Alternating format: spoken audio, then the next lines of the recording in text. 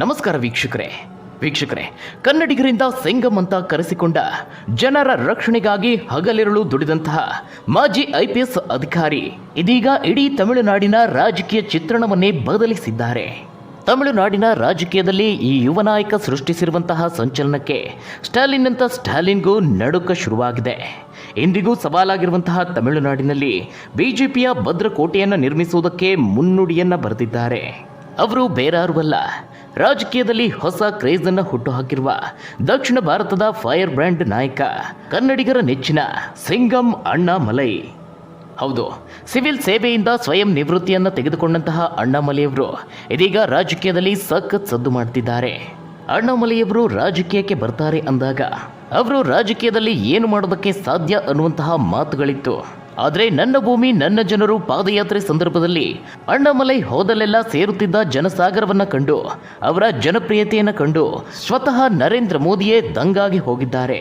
ಅಷ್ಟೇ ಅಲ್ಲ, ತಮಿಳುನಾಡಿನಲ್ಲಿ ಅವರು ಹಮ್ಮಿಕೊಂಡಿದ್ದ ಬಿಜೆಪಿಯ ಕಾರ್ಯಕ್ರಮದಲ್ಲಿ ಕಿಕ್ಕಿರಿದು ಸೇರಿದ್ದ ಜನಸಾಗರವನ್ನ ಕಂಡು ಕಾರ್ಯಕ್ರಮದ ವೇದಿಕೆಯಲ್ಲಿ ನರೇಂದ್ರ ಮೋದಿಯವರು ಅಣ್ಣಾಮಲೈಯವರ ಬೆನ್ನು ತಟ್ಟಿ ಪ್ರೋತ್ಸಾಹ ನೀಡಿದ್ರು.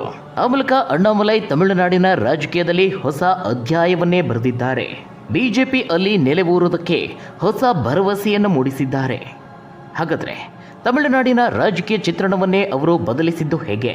ಸ್ಟಾಲಿನ್ ಸರ್ಕಾರಕ್ಕೆ ನಡುಕ ಹುಟ್ಟಿಸಿರುವ ಅಣ್ಣಾಮಲೈಯವರ ಗುರಿ ಏನು?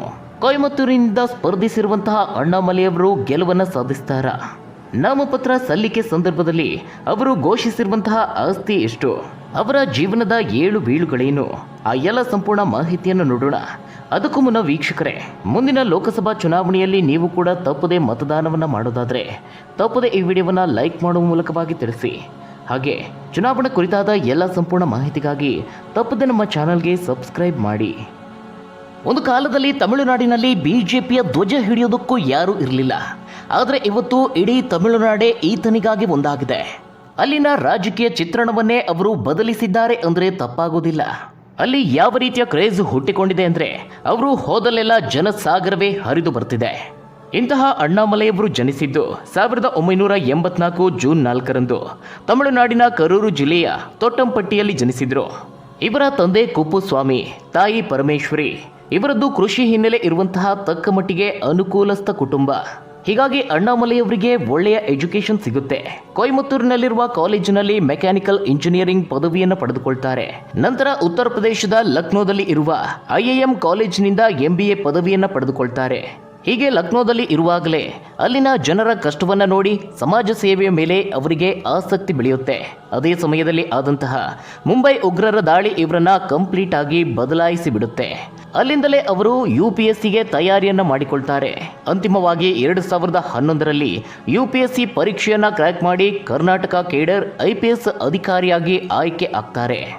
2013ರಲ್ಲಿ ಉಡುಪಿಯ ಕಾರ್ಕಳದ ASP ಆಗಿ ವೃತ್ತಿ ಜೀವನವನ್ನ ಶುರು ಮಾಡಿದಂತಹ ಅವರು ಉಡುಪಿಯ SP ಆಗಿ ಪ್ರಮೋಷನ್ ನೀಡಲಾಗುತ್ತೆ. ಅಲ್ಲಿಂದ ಅಣ್ಣಾಮಲೈಯವರು ಹಿಂದಿರುಗಿ ನೋಡಿದ್ದೇ ಇಲ್ಲ. ಬೇರೆ ಅಧಿಕಾರಿಗಳಿಗೆ ಹೋಲಿಸಿದ್ರೆ ಅವರ ಕಾರ್ಯವೈಖರಿ ತುಂಬಾನೇ ವಿಭಿನ್ನವಾದದ್ದು. ಉಡುಪಿಯಲ್ಲಿ ನೇರವಾಗಿ SPಗೆ ದೂರು ಕೊಡಬಹುದಾದಂತಹ ಸುರಕ್ಷಾ ಆ್ಯಪ್ ಅನ್ನ ಬಿಡುಗಡೆ ಮಾಡ್ತಾರೆ. ಇದು ಸ್ಥಳೀಯವಾಗಿ ಅಪಾರ ಜನಪ್ರಿಯತೆ ಗಳಿಸುತ್ತೆ. ಇನ್ನು ನಿಮ್ಮೆಲ್ಲರಿಗೂ ಗೊತ್ತಿರುವಂತೆ ಒಂದು ಸಮಯದಲ್ಲಿ ಉಡುಪಿ ಚಿಕ್ಕಮಗಳೂರು ಭಾಗದಲ್ಲಿ ಧಾರ್ಮಿಕ ಗಲಾಟೆಗಳು ಪದೇ ಪದೇ ನಡೀತಿತ್ತು. ಅದಕ್ಕೋಸ್ಕರವಾಗಿ ಅಣ್ಣಾಮಲೈಯವರು ಕುರಾನನ್ನು ಓದಿದ್ರು. ಅದರಲ್ಲಿರುವ ಅಂಶಗಳನ್ನು ತಿಳಿದುಕೊಂಡು ಕೋಮು ಗಲಾಟೆಗಳು ನಡೆಯದಂತೆ ತಡೆದ್ರು. ಇವರ ನಡೆಗೆ ಮುಸ್ಲಿಂ ಸಮುದಾಯದಿಂದಲೂ ವ್ಯಾಪಕವಾದ ಮೆಚ್ಚುಗೆ ವ್ಯಕ್ತವಾಯಿತು. ಅಷ್ಟೇ ಅಲ್ಲದೆ ಜಿಲ್ಲೆಯಲ್ಲಿ ಅಣ್ಣಾಮಲೈಯವರ ಹೆಸರು ಕೇಳಿದ್ರೆ ಸಾಕು, ರೌಡಿಗಳು ಹೆದರುವ ರೀತಿಯಲ್ಲಿ ಕಾರ್ಯನಿರ್ವಹಿಸುತ್ತಿದ್ರು. ಹೀಗಿರುವಾಗಲೇ 2016ರಲ್ಲಿ ಉಡುಪಿಯಿಂದ ಚಿಕ್ಕಮಗಳೂರಿಗೆ ಅವರನ್ನ ವರ್ಗಾವಣೆ ಮಾಡಲಾಗುತ್ತೆ. ಆದರೆ ಉಡುಪಿಯ ಜನ ಅವರನ್ನ ಬಿಟ್ಟು ಕೊಡೋದಕ್ಕೆ ಸಿದ್ಧವಿರಲಿಲ್ಲ. SP ಕಚೇರಿಯ ಮುಂದೆಯೇ ಕುಳಿತು ಪ್ರತಿಭಟನೆಯನ್ನೇ ಮಾಡಿದ್ರು. ಅಷ್ಟರ ಮಟ್ಟಿಗೆ ಅವರು ತಮ್ಮ ಕಾರ್ಯವೈಖರಿಯಿಂದ ಜನರಿಗೆ ಹತ್ತಿರವಾಗಿದ್ರು. ಅಷ್ಟೇ ಅಲ್ಲ, ಜಿಲ್ಲೆಯಲ್ಲಿ ಕಿಡಿಗೇಡಿಗಳನ್ನ ಮಟ್ಟ ಹಾಕುವಲ್ಲಿ ಯಶಸ್ವಿ ಆಗಿದ್ರು. ಅವರ ಈ ಒಂದು ಕಾರ್ಯಕ್ಷಮತೆಯಿಂದಲೇ ಜಿಲ್ಲೆಯಾದ್ಯಂತ ಫೇಮಸ್ ಆಗಿ ಹೀರೋ ಆಗಿ ಗುರುತಿಸಿಕೊಂಡಿದ್ರು. ಇನ್ನು ಕೋಮು ಸೂಕ್ಷ್ಮ ಪ್ರದೇಶವಾದ ಚಿಕ್ಕಮಗಳೂರಿಗೆ ಟ್ರಾನ್ಸ್ಫರ್ ಆದ ನಂತರದಲ್ಲೂ ಆ ಸಂದರ್ಭದಲ್ಲಿ ಆದಂತಹ ಕೋಮು ಗಲಾಟೆಯನ್ನ ಶಾಂತಿಯುತವಾಗಿ ಬಗೆಹರಿಸುವಲ್ಲಿ ಅಣ್ಣಾಮಲೈಯವರು ಯಶಸ್ವಿ ಆಗ್ತಾರೆ. ಜಿಲ್ಲೆಯಲ್ಲಿ ಶಾಂತಿ ನೆಲೆಸುವುದಕ್ಕೆ ಜನರ ರಕ್ಷಣೆಗಾಗಿ ಹಗಲಿರುಳು ದುಡಿತಾರೆ. ಜಿಲ್ಲೆಯಲ್ಲಿ ಯಾವುದೇ ಸಮಸ್ಯೆ ಬಂದರೂ ತಕ್ಷಣವೇ ಎಚ್ಚೆತ್ತುಕೊಳ್ತಿದ್ದ ಅವರು ತಕ್ಷಣವೇ ಅದಕ್ಕೆ ಸೂಕ್ತ ಪರಿಹಾರವನ್ನು ಕಂಡುಕೊಳ್ತಿದ್ರು. ಹೀಗಾಗಿ ಅಲ್ಲಿನ ಜನರಿಂದ ಸಿಂಗಂ ಅಂತ ಕರೆಸಿಕೊಳ್ತಾರೆ. ಆದರೆ 2018ರಲ್ಲಿ ಚಿಕ್ಕಮಗಳೂರಿನಿಂದಲೂ ಸಹ ಟ್ರಾನ್ಸ್ಫರ್ ಆಗುವಂತಹ ಪರಿಸ್ಥಿತಿ ಬಂತು. ಆದರೆ ಅಣ್ಣಾಮಲೈಯವರನ್ನ ಕಳುಹಿಸಿಕೊಡೋದಕ್ಕೆ ಅಲ್ಲಿನ ಜನ ತಯಾರಿರಲಿಲ್ಲ. ಜನಮೆಚ್ಚಿದ ದಕ್ಷ ಅಧಿಕಾರಿಯನ್ನ ಯಾವುದೇ ಕಾರಣಕ್ಕೂ ವರ್ಗಾವಣೆ ಮಾಡಬಾರ್ದು ಅಂತ ಅಲ್ಲೂ ಸಹ ಜನ ಪ್ರತಿಭಟನೆಯನ್ನ ಮಾಡಿದ್ರು. ಅಷ್ಟರ ಮಟ್ಟಿಗೆ ಪರಿಣಾಮಕಾರಿಯಾಗಿ ಕೆಲಸ ಮಾಡಿ ಜನರ ಮೆಚ್ಚುಗೆಗೆ ಪಾತ್ರವಾಗಿದ್ರು. ನಂತರ ಬೆಂಗಳೂರು ದಕ್ಷಿಣದಲ್ಲಿ ಡಿಸಿಪಿ ಆಗಿ ಆಯ್ಕೆ ಆಗ್ತಾರೆ. ಅಲ್ಲೂ ಸಹ ಅವರು ತೆಗೆದುಕೊಂಡಂತಹ ಕ್ರಮಗಳು ಸಾಕಷ್ಟು ಪರಿಣಾಮಕಾರಿಯಾಗಿತ್ತು. ಅಷ್ಟೊತ್ತಿಗಾಗಲೇ ಅಣ್ಣಾಮಲೈಯವರ ಹೆಸರು ಇಡೀ ಕರ್ನಾಟಕ ಮಾತ್ರವಲ್ಲದೆ ಇಡೀ ದೇಶದಲ್ಲೇ ಜನಪ್ರಿಯತೆ ಪಡೆದುಕೊಳ್ಳುತ್ತೆ. ದಕ್ಷ ಅಧಿಕಾರಿಯಾಗಿ ದೇಶದೆಲ್ಲೆಡೆ ಸುದ್ದಿ ಆಗ್ತಾರೆ. ಇದೇ ಸಮಯದಲ್ಲಿ ಕರ್ನಾಟಕದ ಒಂದಷ್ಟು ರಾಜಕೀಯ ನಾಯಕರು ಅವರನ್ನ ರಾಜಕೀಯಕ್ಕೆ ಸೆಳೆಯುವಂತಹ ಪ್ರಯತ್ನವನ್ನ ಮಾಡಿದ್ರು. ಆದರೆ ಅಷ್ಟೊತ್ತಿಗಾಗಲೇ ಅಣ್ಣಾಮಲೈಯವರು ತಮ್ಮ ವೃತ್ತಿಗೆ ವಿದಾಯ ಹೇಳುವಂತಹ ನಿರ್ಧಾರವನ್ನ ಮಾಡಿದ್ರು. ತಮ್ಮ ಅಧಿಕಾರಾವಧಿಯಲ್ಲಿ ಆದಂತಹ ಒಂದಷ್ಟು ಘಟನೆಗಳು, ಜನಸೇವೆಗೆ ತಮ್ಮ ವೃತ್ತಿಯಲ್ಲಿ ಇದ್ದಂತಹ ಮಿತಿ, ಇವೆಲ್ಲವೂ ಅವರನ್ನ ರಾಜಕೀಯಕ್ಕೆ ಎಂಟ್ರಿ ನೀಡುವಂತೆ ಮಾಡುತ್ತೆ. ಅಂತಿಮವಾಗಿ 2019ರಲ್ಲಿ ತಮ್ಮ ವೃತ್ತಿಗೆ ವಿದಾಯವನ್ನ ಹೇಳಿ ಒಂದಷ್ಟು ಸಮಯ ಕಾಲಾವಕಾಶ ತೆಗೆದುಕೊಂಡು 2020ರಲ್ಲಿ ಬಿಜೆಪಿಯನ್ನು ಸೇರಿಕೊಳ್ತಾರೆ. ಆಗ ತಮಿಳುನಾಡು ರಾಜಕೀಯದಲ್ಲಿ ಅಣ್ಣಾಮಲೈಯವರು ಏನು ಮಾಡೋದಕ್ಕೆ ಸಾಧ್ಯ ಅನ್ನುವ ಮಾತುಗಳು ಕೇಳಿಬಂದಿತ್ತು. ಬಿಜೆಪಿಗೆ ಅಲ್ಲಿ ಯಾವ ಅಸ್ತಿತ್ವವೂ ಇಲ್ಲ, ಅಣ್ಣಾಮಲೈಯವರಿಂದ ಅಲ್ಲಿ ಏನು ಮಾಡೋದಕ್ಕೂ ಸಾಧ್ಯವಿಲ್ಲ ಅನ್ನುವ ಮಾತುಗಳು ಕೇಳಿಬಂತು. ಆದರೆ ಅಣ್ಣಾಮಲೈಯವರು ಇದ್ಯಾವುದರ ಬಗ್ಗೆಯೂ ತಲೆ ಕೆಡಿಸಿಕೊಳ್ಳಲಿಲ್ಲ. ಹೀಗಿರುವಾಗಲೇ ಅವರನ್ನ ತಮಿಳುನಾಡು ಬಿಜೆಪಿ ಘಟಕದ ಉಪಾಧ್ಯಕ್ಷರನ್ನಾಗಿ ಆಯ್ಕೆ ಮಾಡಲಾಗುತ್ತೆ. 2021ರಲ್ಲಿ ತಮಿಳುನಾಡಿನ ಅರುವಕುರುಚಿ ವಿಧಾನಸಭಾ ಕ್ಷೇತ್ರದಲ್ಲಿ ಸ್ಪರ್ಧಿಸಿ ಸೋಲನ್ನ ಕಾಣ್ತಾರೆ. ಆದರೆ ಆ ಒಂದು ಚುನಾವಣೆಯಲ್ಲಿ ಯಾರು ಊಹಿಸದಂತಹ ಪೈಪೋಟಿಯನ್ನು ಕೊಟ್ಟಿದ್ರು. ಆ ಮೂಲಕ ಅಲ್ಲಿ ಬಿಜೆಪಿ ನೆಲೆಯೂರಬಹುದಾದಂತಹ ಭರವಸೆಯನ್ನು ಮೂಡಿಸಿದ್ರು. ಹೀಗಾಗಿ ಅವರನ್ನ ತಮಿಳುನಾಡಿನ ರಾಜ್ಯ ಬಿಜೆಪಿ ಘಟಕದ ಅಧ್ಯಕ್ಷರನ್ನಾಗಿ ಮಾಡಲಾಗುತ್ತೆ.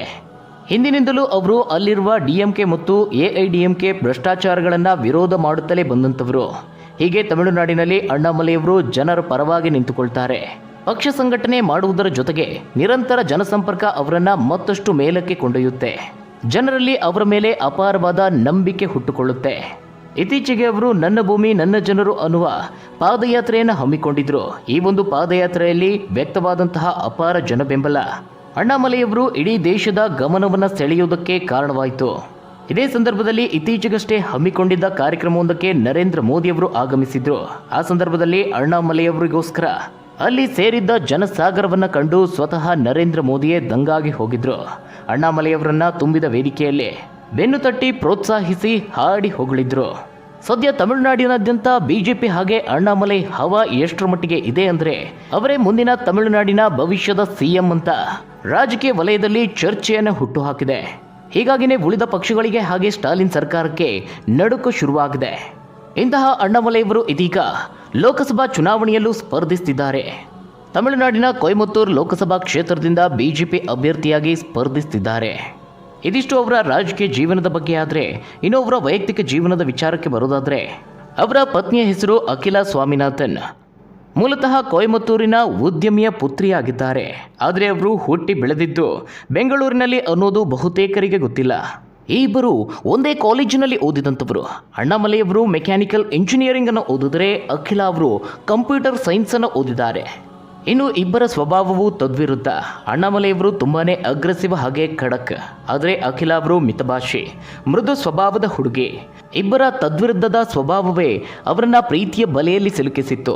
ಬೆಂಗಳೂರಿನ ಐಐಎಂನಲ್ಲಿ ಉನ್ನತ ವ್ಯಾಸಂಗ ಮಾಡಿದಂತಹ ಅಖಿಲಾ ಅವರು ದೇಶದ ಹಲವು ಐಟಿ ಕಂಪನಿಗಳಲ್ಲಿ ಕೆಲಸ ಮಾಡಿದಂತಹ ಅನುಭವವನ್ನು ಹೊಂದಿದ್ದಾರೆ. ಇನ್ನು ಈ ದಂಪತಿಗೆ ಓರ್ವ ಮಗನಿದ್ದಾನೆ. ಇದಿಷ್ಟು ಅವರ ವೈಯಕ್ತಿಕ ಜೀವನದ ಬಗ್ಗೆ. ಆದರೆ ಇನ್ನೊಬ್ಬರ ಆಸ್ತಿಯ ವಿಚಾರಕ್ಕೆ ಬಂದರೆ ಅವರು ತಮ್ಮ ಬಳಿ 1,48,00,000 ರೂಪಾಯಿ ಮೌಲ್ಯದ ಆಸ್ತಿ ಇರುವುದಾಗಿ ಚುನಾವಣಾ ಆಯೋಗಕ್ಕೆ ಸಲ್ಲಿಸಿರುವಂತಹ ಅಫಿಡವಿಟ್ನಲ್ಲಿ ಮಾಹಿತಿಯನ್ನು ನೀಡಿದ್ದಾರೆ. ಇದರಲ್ಲಿ 1,12,00,000 ರೂಪಾಯಿ ಸ್ಥಿರಾಸ್ತಿ ಆದರೆ 5 ಲಕ್ಷ ರೂಪಾಯಿ ಮೌಲ್ಯದ ಹೋಂಡಾ ಸಿಟಿ ಕಾರು ಸೇರಿದಂತೆ 36 ಲಕ್ಷ ರೂಪಾಯಿ ಚರಾಸ್ತಿಯನ್ನು ಹೊಂದಿದ್ದಾರೆ ಅಂತ ಹೇಳಲಾಗಿದೆ. ಅವರ ಬಳಿ 52 ಎಕರೆಯಷ್ಟು ಜಮೀನು ಇದ್ದು ಇದರಲ್ಲಿ ಬಹುಪಾಲು ಭೂಮಿ ಕರೂರು ಜಿಲ್ಲೆಯಲ್ಲಿನ ತಮ್ಮ ಮೂಲ ಹಳ್ಳಿಯಲ್ಲಿ ಇದೆ ಅಂತ ತಿಳಿಸಿದ್ದಾರೆ. ಇನ್ನು ಅಫಿಡವಿಟ್ ಪ್ರಕಾರವಾಗಿ ಅಣ್ಣಾಮಲೈಯವರ ಪತ್ನಿ ಅಖಿಲಾ ಸ್ವಾಮಿನಾಥನ್ ಅವರು ಸುಮಾರು 2,30,00,000 ರೂಪಾಯಿ ಮೌಲ್ಯದ ಚರಾಸ್ತಿ ಹಾಗೆ 53 ಲಕ್ಷ ರೂಪಾಯಿ ಮೊತ್ತದ ಸ್ಥಿರಾಸ್ತಿಯನ್ನು ಹೊಂದಿದ್ದಾರೆ ಎನ್ನಲಾಗಿದೆ. 2021ರ ವಿಧಾನಸಭೆ ಚುನಾವಣೆ ವೇಳೆ ಅಣ್ಣಾಮಲೈಯವರು ತಮ್ಮ ಒಟ್ಟು ಆಸ್ತಿ ಮೌಲ್ಯ 2,90 ಲಕ್ಷ ರೂಪಾಯಿ ಅಂತ ಘೋಷಣೆ ಮಾಡಿದ್ರು. ಇದರಲ್ಲಿ ಪತ್ನಿ ಅಖಿಲ ಅವರದ್ದು 94 ಲಕ್ಷ ರೂಪಾಯಿ ಚರಾಸ್ತಿ ಹಾಗೆ 50 ಲಕ್ಷ ರೂಪಾಯಿ ಸ್ಥಿರಾಸ್ತಿ ಸೇರಿತ್ತು. ಎಲ್ಲ ಆಸ್ತಿಯ ಜೊತೆಗೆ ಅಫಿಡವಿಟ್ನಲ್ಲಿ ತಮ್ಮ ವಿರುದ್ಧವಾಗಿ 26 ಪ್ರಕರಣಗಳು ವಿಚಾರಣೆಗೆ ಬಾಕಿ ಇವೆ ಅಂತ ಅಣ್ಣಾಮಲೈಯವರು ತಿಳಿಸಿದ್ದಾರೆ. ಇದಿಷ್ಟು ಅವರ ಆಸ್ತಿ, ವೈಯಕ್ತಿಕ ಜೀವನ ಹಾಗೆ ರಾಜಕೀಯದ ಏಳು ಬೀಳುಗಳ ಬಗ್ಗೆ. ಹಾಗಾದ್ರೆ ವೀಕ್ಷಕರೇ, ಈ ಒಂದು ಸ್ಟೋರಿಯ ಬಗ್ಗೆ ನೀವೇನಂತೀರಾ? ಲೋಕಸಭಾ ಚುನಾವಣೆಯಲ್ಲಿ ಅವರು ಗೆಲುವನ್ನ ಸಾಧಿಸ್ತಾರಾ? ತಪ್ಪದೆ ನಿಮ್ಮ ಅನಿಸಿಕೆ, ಅಭಿಪ್ರಾಯವನ್ನ ಕಮೆಂಟ್ ಮೂಲಕ ತಿಳಿಸಿ. ಮುಂದಿನ ವಿಡಿಯೋದಲ್ಲಿ ಮತ್ತಷ್ಟು ಮಾಹಿತಿಯೊಂದಿಗೆ ನಿಮ್ಮ ಮುಂದೆ ಬರ್ತೀನಿ. ಅಲ್ಲಿವರೆಗೂ ಧನ್ಯವಾದಗಳು ವೀಕ್ಷಕರೇ.